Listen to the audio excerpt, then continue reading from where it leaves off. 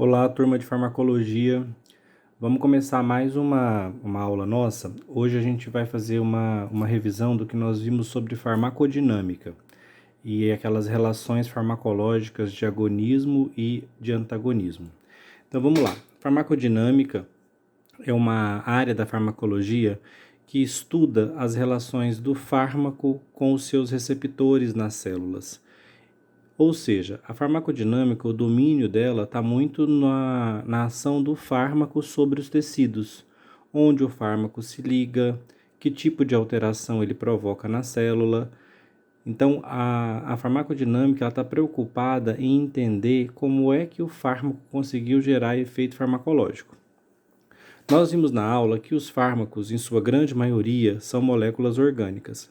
Claro que existem fármacos que não são moléculas orgânicas, que são moléculas inorgânicas, como o lítio, por exemplo, o carbamato de lítio, que é um medicamento para tratar distúrbios do humor e que é um metal alcalino, uma molécula inorgânica. Mas com raras exceções como o lítio, os demais fármacos são, em sua grande maioria, grandes moléculas orgânicas, ou seja, possuem cadeias carbônicas, né? Essas moléculas orgânicas, quando são introduzidas no nosso organismo, elas são distribuídas pela corrente sanguínea e vão chegar nos mais diversos tecidos. Nos nossos tecidos, existem receptores para esses fármacos. Então, a molécula farmacológica ela só vai fazer efeito se na célula ela se ligar a um receptor. O que nós falamos na aula? Quem são esses receptores de fármacos nas nossas células? Em sua vasta maioria, os receptores de fármacos são proteínas. Ou proteínas como essas daqui, ó, presentes na membrana. Tá vendo aqui uma representação da membrana? Várias proteínas de membrana, ó, todas elas funcionando como receptores para fármacos. Aqui os fármacos são representados por essas bolas, né? Se ligando às proteínas de membrana aqui, ó, que são representadas pela letra R, R de receptor. Então, todos esses receptores aqui são proteínas que se ligam a fármacos na membrana.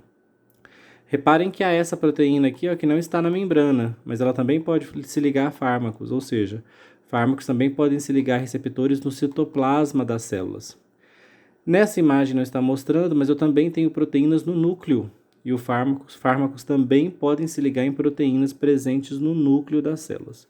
Então, as proteínas das nossas principais moléculas orgânicas, né, as proteínas são as que de fato funcionam como receptores de fármacos. Então, o fármaco, o princípio ativo, né, do medicamento que a gente toma, ele é distribuído pelo corpo. Esse princípio ativo ou fármaco se liga nessas proteínas, e essa ligação, gente, ela promove uma alteração bioquímica dentro da célula, porque quando o fármaco se liga na proteína, ele muda a forma como aquela proteína age. Se aquela proteína era como essa daqui, ó, um canal iônico, ela pode se fechar ou se abrir em resposta à ligação do fármaco.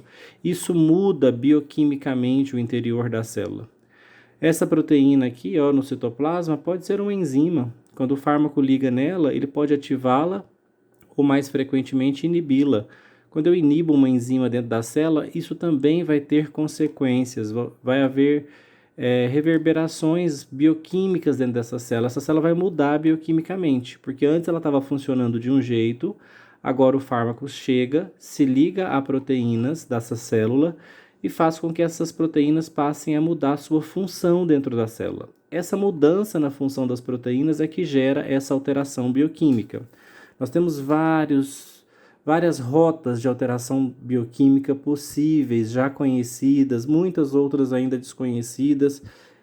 Enfim, nós temos um conhecimento já bastante significativo, mas ainda não completo, de todas as alterações bioquímicas que um fármaco pode produzir no interior de uma célula. Essa célula que mudou bioquimicamente, ela sofre uma alteração fisiológica resultante dessa mudança bioquímica dentro da célula. Então, essa resposta pode ser celular, pode ser o tecido todo que está sofrendo o efeito dessa mudança provocada pelo fármaco, ou pode ser um sistema inteiro sendo alterado, como, por exemplo, cardiovascular ou nervoso central, enfim. Essa alteração fisiológica induzida pelo fármaco, que provocou uma alteração bioquímica na célula, essa alteração fisiológica é quem de fato vai gerar o o meu efeito farmacológico. Tá certo? Vou dar um exemplo aqui só para vocês entenderem. Vamos pensar, por exemplo, nos fármacos anti-inflamatórios. Eles se ligam em receptores que são proteínas citoplasmáticas. Eles inibem essas proteínas. Qual é a alteração bioquímica que eles provocam? Essas proteínas que são inibidas pelos anti-inflamatórios não esteroidais, elas deixam de produzir substâncias pró-inflamatórias. Então, essa célula deixa de ser produtora de substâncias pró-inflamatórias, vasodilatadoras. Ou seja, a alteração bioquímica é essa, parar de produzir essas substâncias. Na ausência dessas substâncias, os vasos que estavam dilatados voltam ao estado normal, ou seja, a vasodilatação regride. Essa é a alteração fisiológica no tecido inflamado. A vasodilatação regredir. Com a regressão da vasodilatação, o processo inflamatório é minado, é reduzido. Por isso que essa alteração fisiológica de reduzir a vasodilatação tem como consequência uma redução da inflamação, que vai gerar um efeito farmacológico anti-inflamatório, que é uma classe que nós já vimos, né, em aula. Só para vocês entenderem que o fármaco se liga em seu receptor, essa ligação fármaco-receptor induz uma alteração de ordem bioquímica dentro da célula, essa alteração bioquímica muda fisiologicamente a forma como aquela célula estava funcionando. Essa alteração fisiológica na célula, pode ser no tecido como um todo, pode ser num sistema inteiro, ela vai levar ao meu efeito farmacológico. O estudo disso daqui, gente, para cada uma das classes farmacêuticas existentes é terreno da farmacodinâmica. Nós já vimos a farmacocinética, né, onde nós estávamos estudando como o nosso corpo trabalha o medicamento, né? Como é que o nosso corpo o absorve, o fármaco, como é que o nosso corpo distribui, como é que ele metaboliza, como é que ele elimina, como é que ele excreta o fármaco. Aquilo tudo era terreno da farmacocinética. Quando o fármaco é distribuído e chega ao seu sítio de ação e agora ele vai se ligar no seu receptor, a partir desse momento cessa-se as questões farmacocinéticas e começa o campo da farmacodinâmica, porque agora eu estou preocupado com a relação fármaco-receptor. E aí, gente, sempre que eu entendo essa relação aqui, ó, onde o meu fármaco se liga, quem é o receptor dele, qual alteração bioquímica é gerada e que efeito farmacológico é resultante dessa alteração bioquímica na célula induzida pelo fármaco, quando eu sei isso aqui, eu posso dizer que eu sei o mecanismo de ação do meu medicamento, ou o mecanismo de ação da minha molécula ativa do medicamento, né, do meu fármaco. Então eu preciso entender essa relação. Onde o fármaco se liga na célula, é numa proteína de membrana? Qual? É numa proteína de citoplasma? Qual? É numa proteína de núcleo? Qual? Que tipo de alteração bioquímica essa ligação do fármaco nessa proteína provocou? Então eu preciso entender as consequências da ligação fármaco-receptor para a célula, bioquimicamente. Porque essa alteração bioquímica vai gerar um efeito farmacológico diferenciado. Tá certo? Isso é farmacodinâmica e saber mecanismo de ação é saber exatamente isso. Então, quando perguntarem para vocês qual o mecanismo de ação da morfina, qual o mecanismo de ação da amoxicilina, qual o mecanismo de ação do diclofenaco, você só pode dizer que você sabe se você souber dizer onde esses fármacos se ligam, quem é o receptor deles, em qual tecido, a alteração bioquímica que gera e qual é o efeito farmacológico resultante. Então, quando vocês souberem dizer, por exemplo, que a morfina se liga a um receptor Mi no tecido nervoso central, ativa a proteína GI, diminui a AMP cíclico dentro do neurônio, especialmente nos centros da dor, e com isso há uma alteração fisiológica no processamento da dor. O sistema nervoso central perde capacidade de processar a informação dolorosa. Esse efeito é um efeito analgésico potente, poderoso nos nossos centros da dor, né? O processamento da informação nociceptiva da dor fica reduzido. Esse efeito farmacológico é analgésico central, né? Um efeito potente dos opioides como a morfina. Mas isso a gente vai caminhando classe a classe, e aí nós vamos começar já começamos, né, com os anti-inflamatórios, mas vamos percorrer várias classes. O objetivo da disciplina é que vocês entendam basicamente esse processo aqui, o processo farmacodinâmico, onde o fármaco se liga, a alteração que ele provoca, o efeito farmacológico que ele gera por conta de ter gerado uma alteração fisiológica na célula, tá certo? Ó, o desenho que vocês têm, eu me enviei esse desenho para a gente tratar de dois conceitos que nós vamos usar na disciplina toda. Eu vou sempre estar dizendo que um fármaco é antagonista ou que ele é agonista de uma molécula biológica. Quem é a molécula biológica? É a molécula que eu produzo, né? Que o meu próprio corpo produz. Essa molécula que o meu corpo produz, ela se liga em um receptor e tem um efeito farmacológico resultante. Então vamos pensar o seguinte. Estamos na membrana do coração. Escolhi o coração para dar exemplo de agonismo e antagonismo farmacológicos. Estamos na molécula do coração. Não a molécula, na célula do coração. A célula cardíaca tem uma membrana. Na membrana da célula cardíaca, do cardiomiócito, tem um receptor chamado adrenérgico. Por que ele recebe esse nome adrenérgico? Porque a molécula que o nosso corpo produz para se ligar nele é a adrenalina. Então, em momentos de fuga, luta, o nosso corpo produz adrenalina para a adrenalina se ligar no receptor adrenérgico. Qual é a função da adrenalina quando ela se liga no receptor adrenérgico do coração? Ela acelera os batimentos cardíacos.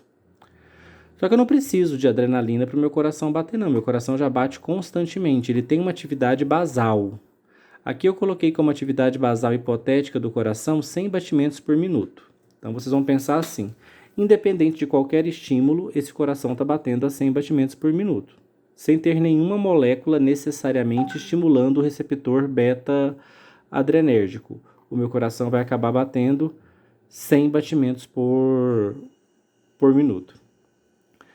Então, quando a adrenalina é produzida no nosso corpo durante reações de fuga e luta, né, pelo sistema nervoso autônomo simpático, ela vem, se liga no receptor beta-adrenérgico, e ao se ligar ela acelera esse batimento cardíaco. Vamos supor que ela acelera a atividade basal, né? Então, se ele já estava batendo a 100 batimentos, quando a adrenalina liga nesse receptor, ele passa para, por exemplo, 160 batimentos por minuto. Concorda, então, que a adrenalina acelerou o coração, ela induziu taquicardia, porque quando ela se liga no receptor beta-adrenérgico, na membrana do cardiomiócito, ela acelera a atividade cardíaca. E essa ligação, gente, ela é muito específica. Ela é no modelo chave-fechadura. A adrenalina se encaixa no receptor adrenérgico como se ela fosse a chave e o receptor a fechadura. Esse é o modelo mais aceito de ligação de moléculas a receptores. Então, quando a adrenalina se liga nesse receptor beta-adrenérgico, ela acelera a atividade basal do coração. Ele estava em 100. Se ele tiver contato com a adrenalina, ele vai acelerar para 160, assim que a adrenalina estimular o receptor beta-adrenérgico. Ok? Quando os farmacologistas descobriram essa informação, eles pensaram o seguinte, se tem uma molécula que acelera o coração, eu posso copiá-la em laboratório, gerar moléculas que também se liguem no receptor beta-adrenérgico, no receptor adrenérgico, e provoque atividade de acelerar o coração e provoquem taquicardia. Então vamos lá. Quem são essas moléculas, né, que foram desenvolvidas para copiarem as funções da adrenalina? São os agonistas. Então, uma molécula que eu chamo de agonista é porque ela tem função semelhante à de uma molécula biológica minha. Então, por exemplo, pensa na adrenalina. Qual é a função biológica dela quando se liga ao receptor adrenérgico? Ela acelera os batimentos cardíacos. No nosso exemplo aqui, ele sai de 100 batimentos por minuto, vai para 160. Quem é uma molécula agonista da adrenalina? É uma molécula sintética, um fármaco, que quando se ligar ao receptor beta-adrenérgico, no mesmo lugar que a adrenalina se liga, no mesmo receptor, ele também vai provocar uma aceleração do batimento cardíaco. Se ele aumentar para 160 também, ou seja, ele provocou a mesma aceleração cardíaca que a adrenalina provocou, eu vou dizer que ele é um agonista total da adrenalina. Já se esse fármaco agonista adrenérgico se liga no receptor beta-adrenérgico, só que ele aumenta o batimento cardíaco, mas ele aumenta menos, ele aumenta para 120, 140, 150, ele não aumenta para 160, como a adrenalina aumentou, quanto o agonista total aumentou.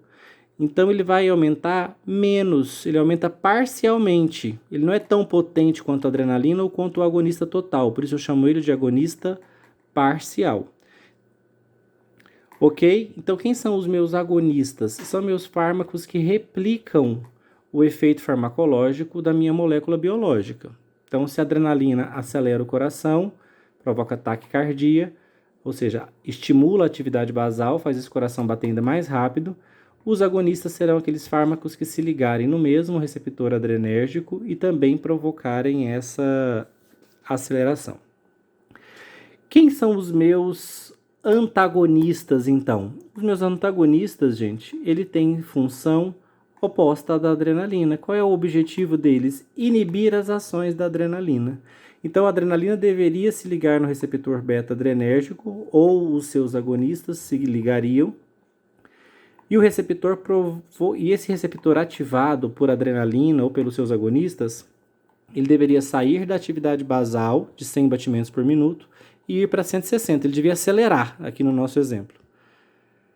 O que o antagonista vai fazer, gente? Ele vai se ligar neste local. Como dois corpos não ocupam o mesmo lugar no espaço, uma vez ligado aqui, ele não deixa a adrenalina ligar, nem os agonistas parciais ou totais. Não interessa, ele está ligado, ele está ocupando o espaço.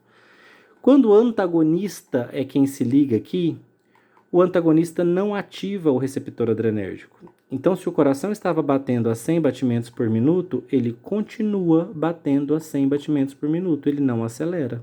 Porque o antagonista, a função dele é justamente inibir as funções fisiológicas da adrenalina. Se ela estava acelerando, ele não vai deixar acelerar. Cuidado, viu? Muita gente pensa que o antagonista reduz a atividade basal. Tem gente que pensa que o antagonista se liga e faz esse coração bater abaixo do basal, menos que 100 batimentos por minuto. De jeito nenhum.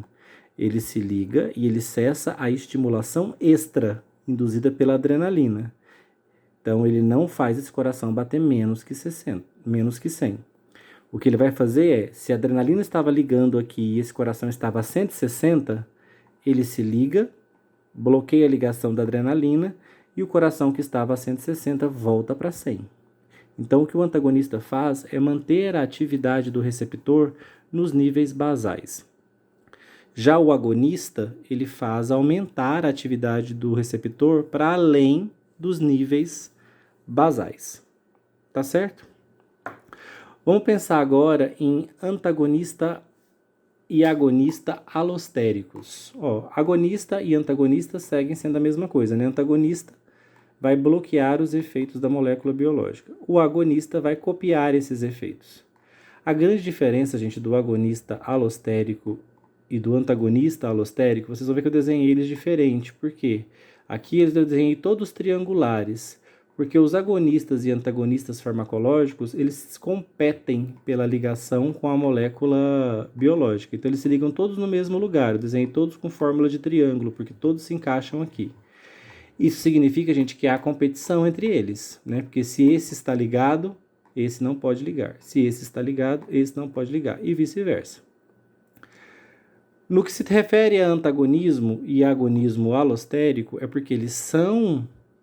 O conceito é o mesmo, o antagonista inibe as ações e o agonista copia.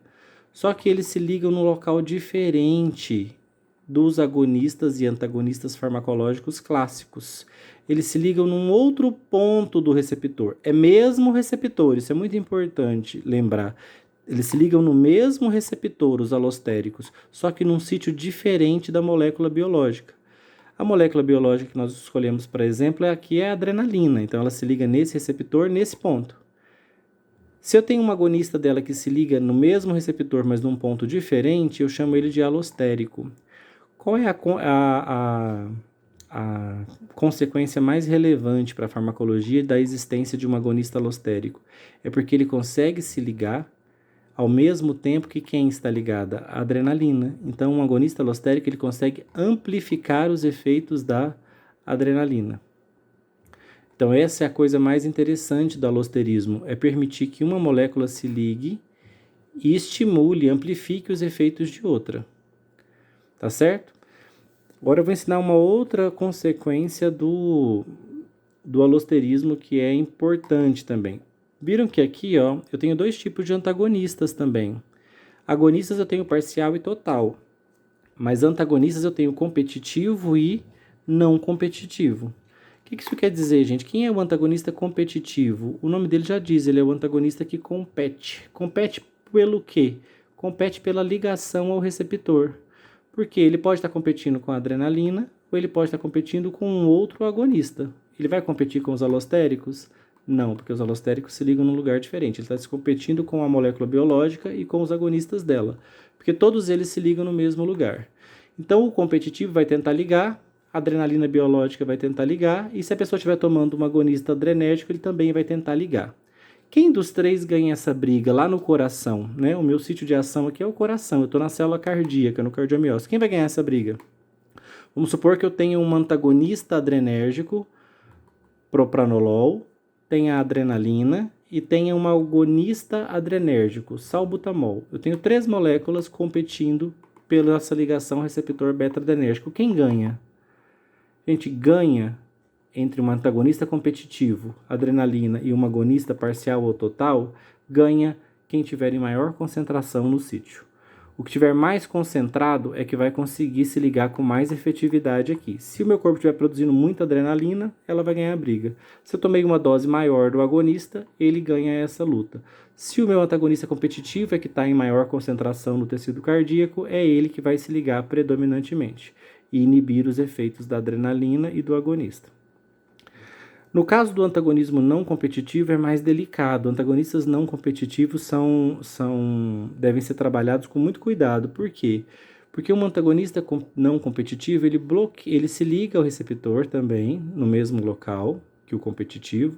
Só que o não competitivo, o nome dele já diz, ele não compete. Por que ele não compete com ninguém? Porque uma vez que ele se liga ao receptor, ele não se solta mais. Ele faz uma ligação covalente com o receptor. E aí acabou. Eu posso aumentar a concentração do agonista, posso aumentar a concentração de adrenalina, posso inserir um antagonista competitivo. Ninguém vai conseguir deslocar o antagonista não competitivo do receptor, porque a ligação dele com o receptor não é uma simples interação, é uma ligação covalente, ele permanece ligado. Isso é perigoso, porque daí esse receptor vai ficar indefinidamente inativo. A célula vai precisar endocitá-lo, degradá-lo e produzir um novo receptor para ela voltar a desenvolver essas funções de aceleração cardíaca. Então pensa um indivíduo que está precisando acelerar o coração, só que ele tomou um antagonista não competitivo, veio aqui e bloqueou o receptor adrenérgico dele. Ele tomou esse antagonista não competitivo em alta dosagem. Adianta eu usar adrenalina, gente? Adianta eu usar um agonista de adrenalina em dose alta? Não adianta, porque ele teve uma overdose de antagonista não competitivo. Os receptores beta dele estão bloqueados. Olha o alosterismo como é importante. Estão bloqueados para esse ponto. Mas estão bloqueados nesse ponto? Não. Então como é que eu posso salvar esse indivíduo que tomou um antagonista não competitivo e bloqueou esse sítio de ligação? Eu posso continuar estimulando esse coração por aqui, ó, usando um agonista alostérico, que vai conseguir ativar esse coração a sair do batimento basal de 100 e se elevar um pouco. Então, o alosterismo ele permite essa segunda via de estimulação dos receptores. Vamos ver se fica mais claro aqui no gráfico, né? Mandei esse gráfico para vocês têm eles na apostila, né? Desenhado lá, todo bonitinho, com a arte do livro. Mas esse gráfico, gente, é um gráfico da resposta farmacológica pela concentração do fármaco no sítio de ação, né? Então, quanto mais concentrado o fármaco, melhor a resposta farmacológica. Então, eu espero ver sempre curvas assim, né? Quanto maior a concentração, maior a resposta farmacológica. Essa curva só não cresce infinito porque eu tenho um número finito de receptores. Quando eu ocupo todos os receptores, eu atinjo resposta máxima. Aí acabou, eu não consigo subir mais que isso. Se eu tivesse um número infinito de receptores, essa curva cresceria, né, em linha reta. Mas isso não acontece porque isso aqui, ó, eu atinjo esses platôs. Esses platôs é porque eu ocupei todos os receptores que eu tinha disponíveis e estou atingindo meu efeito máximo naquela concentração. Se eu for aumentando a concentração, eu vou ocupando mais receptores. E eu posso ir subindo mais um pouco essa curva. Mas essa curva aqui, esse gráfico aqui está mais para mostrar para vocês as relações de atividade farmacológica, de relações de agonismo e de antagonismo. Então pense o seguinte, 100 batimentos por minuto é minha atividade basal. Então meu coração está com uma atividade basal de 100 batimentos por minuto. Ele sempre bate nessa frequência, independente de estar ou não estimulado por nenhuma molécula. Se o meu corpo começa a produzir adrenalina, se eu levo um susto, se eu me meto numa confusão e ativo meu sistema nervoso autônomo de fuga e luta, eu produzo adrenalina. Ela vai se ligar lá no receptor adrenérgico e vai aumentar a atividade basal. Então eu vou sair de 100 e vou subir para 160 batimentos por minuto. Se eu faço uma molécula que copia as ações da adrenalina e estimula o meu batimento tanto quanto ela, eu vou dizer que essa molécula é uma agonista total da adrenalina, é um agonista adrenérgico total. Se eu desenvolvo uma segunda molécula que também estimula o coração, ele sai de 100 batimentos e vai para 140, então estimulou? Estimulou. Mas tanto quanto a adrenalina? Não, um pouco menos. Então essa molécula eu vou chamar de agonista parcial da adrenalina. E aqui em cima, vocês estão vendo o agonista alostérico promovendo um batimento ainda superior ao da adrenalina, 180 batimentos por minuto. Por que ele conseguiu esse resultado tão bom? Gente, porque o alostérico, lembra? O alostérico se liga lateralmente, então ele pode se ligar e estimular, e a adrenalina pode se ligar junto, então eu posso somar o efeito dele ao efeito da adrenalina, ou ao efeito de um agonista parcial ou total. Então eu consigo somar os efeitos do alostérico. Por isso que biologicamente, às vezes um alostérico pode ter um efeito até mais potente, porque ele age em conjunto com a molécula biológica, porque ele se liga num lugar diferente dela. Então ambos podem estar ligados ao mesmo tempo.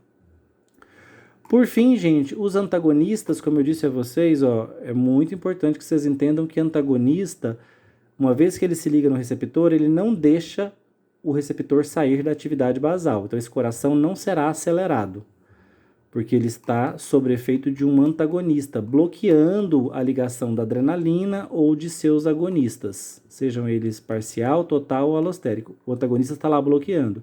Então esse coração permanece em níveis de batimento basais. Muita gente acha, já disse para vocês, que antagonista reduz a atividade basal, provoca bradicardia. Isso não é verdade. Antagonista não reduz o batimento cardíaco, ele não reduz a atividade basal de nenhum tecido. Ele mantém a atividade basal. Medicamentos que reduzem a atividade basal, eu nem chamo de antagonistas, viu? Só por uma curiosidade, eu chamo eles de agonistas inversos. Por quê? Porque o agonista tradicional aumenta a atividade basal. Quem diminuir minha atividade basal, eu vou chamar de agonista inverso, porque ele tem efeito inverso, oposto ao dos agonistas tradicionais. Ele diminui a atividade basal ao invés de aumentar. Por isso, agonista inverso, que nem está representado aqui, mas a curva dele seria mais ou menos assim, ó.